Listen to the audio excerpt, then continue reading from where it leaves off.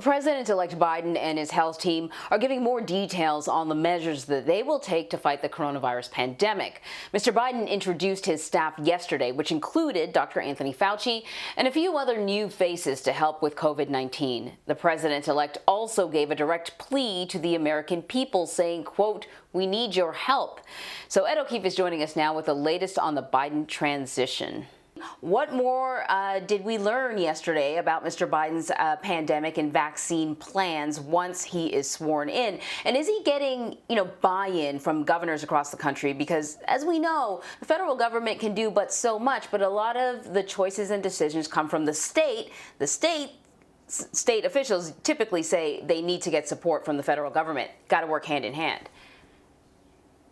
Sure. Well, look, 3 big goals for his first 100 days, and I think it's important we call this out as much as possible, because usually when a new president comes in, by about day 98 or 99, they're telling us, that whole 100-day marker thing, I think it's a bunch of hooey, and nobody should pay attention to that. But Biden is essentially laying it out there and saying, yes, call me on this if it doesn't happen.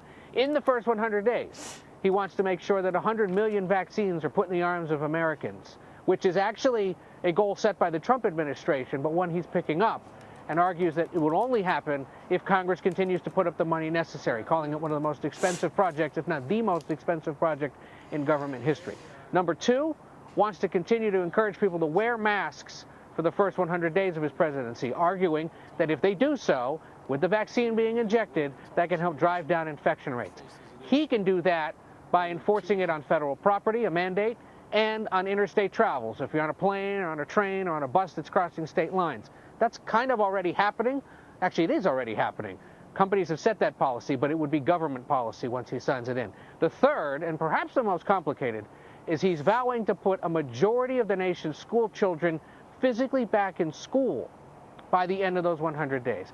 That would require cooperation from governors and mayors and making sure that there's enough money for all this. But the underlying factor, he said, is ensuring that Congress puts up the money needed to pay for all this, to help states and cities open those schools, keep them open safely, make sure the teachers have the testing and protection needed, and make sure that the meals that many of those kids get, of course, continue to be delivered. So, he may set those goals, but the big asterisk with it is, but Congress has to help pay for it. Yeah, huge asterisks. The president-elect is marching on with his cabinet picks. He is tapping Ohio Congresswoman Marcia Fudge to be the House and Urban Development Secretary.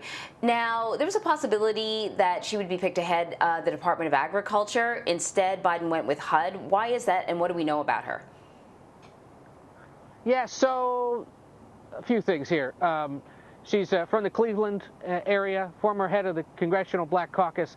And one critical element in all this, perfectly qualified, long-serving member, held in high regard by members of both parties, but in this case, also happens to be best friends with House Majority Whip Jim Clyburn. And let's remember what Congressman Clyburn did earlier this year. He threw his support behind the president-elect right before the South Carolina primary and basically made magic happen for the now president-elect. So he can pick up the phone and tell the Biden team, you remember what I did for you? Now you got to do something for me. And at the top of his asks has been getting Marcia Fudge a job in the administration. Yes, he was among the Democrats, the various groups, pushing the Biden team to put her in charge of the Agriculture Department, arguing that while it's called agriculture, and while it deals with farming policy across the country, the bulk of its budget and responsibility is actually federal food relief and aid to needy families. Like I mentioned, the school lunch program, among other things. And the argument was, put somebody in charge of what is actually the department, or put somebody in charge who has a familiarity and an understanding of the real-world effects of one of the department's biggest tasks, and that would sort of revamp and redefine what it is to be the Agriculture Department. Biden team went in another direction. She'll go to HUD. Tom Vilsack, who served 8 years as Obama's Agriculture Secretary, is coming back to serve in the same role. He endorsed Biden's presidential bid when he was struggling in Iowa. He's the former governor of Iowa, Vilsack is. Part of the reason the Biden team is pushing for him is picking up on that concern about the aid to needy families and those that need food. They argue, given that Vilsack was unanimously confirmed by the Senate without controversy back in 2017, put him back in charge of a department that he already knows how to run and get him to work quickly on the nation's growing hunger crisis, one of the largest, if not the largest, since the Great Depression, and helping out needy farmers who continue to struggle as well amid the economic downturn. So, he already has a track record in this department. I mean, how did he do during the Obama administration? I know that the president-elect certainly leans into people who he has already a close relationship with, and maybe he's just familiar with them, but did he do a good job the first time around? Yeah, that's part of it. The other is the fact that he got that easy Senate confirmation. That is a real concern and a short-term issue should Republicans hold control of the Senate, because Democrats want to ensure they can get cabinet picks in quickly. Vilsack's tenure, look, he held it for 8 years, which suggests that Washington had no issue with it. You talk to various groups across the country, they say, maybe he was too close with the big farming conglomerates, maybe didn't pay enough attention to the nation's smaller, struggling farmers, of which we hear stories every week about families that are going bankrupt and having to sell the farm, either to larger companies or to someone else, or just to sell the land because they're struggling with the various dips and flows in the price of milk and rice and soybeans and other things that are obviously harvested here in the United States. So we'll see. I mean, is that enough opposition or concern to stop his nomination? Probably not. The Biden team knows that, and they'd like to see him get in as quickly as possible. Okay, let me ask you about another big position that people have been talking about over the past couple of days. Defense Secretary, retired Army General Lloyd Austin. It's not without perhaps some bumps in the road moving forward because he has not been out of the military for long enough. But Mr. Biden wrote an op-ed defending his pick in The Atlantic. What was his main message? Confirm him and give him the waiver that he needs in order to do so.